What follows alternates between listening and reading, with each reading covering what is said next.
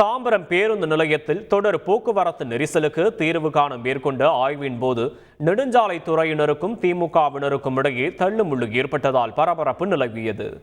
சென்னை தாம்பரம் மற்றும் சுற்றுப்புற பகுதிகளில் உள்ள சாலையில் ஏற்படும் போக்குவரத்து நெரிசலை குறைப்பதற்கு நெடுஞ்சாலைத்துறை மற்றும் மாநகராட்சி அதிகாரிகள் தாம்பரம் பேருந்து நிலையத்தில் ஆய்வு மேற்கொண்டனர்.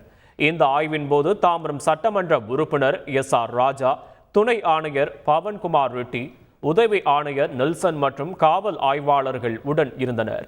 அப்போது நெடுஞ்சாலைத்துறை அதிகாரி வசந்திடம் தாம்பரத்திலிருந்து முடிச்சூர் செல்லும் சாலையில் அதிகப்படியான பள்ளங்கள் காணப்படுவதால் அதை சீர் செய்ய வேண்டும் என திமுகவினர் கூறியதாக சொல்லப்படுகிறது.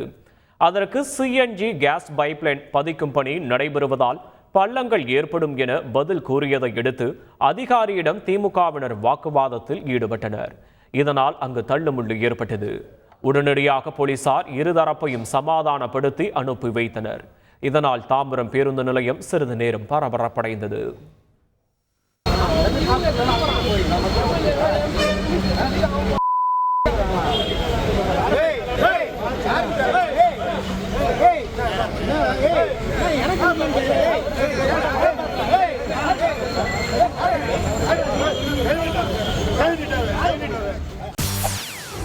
செய்திகளை உடனுக்குடன் தெரிந்து கொள்ள உடனே சப்ஸ்கிரைப் பண்ணுங்க.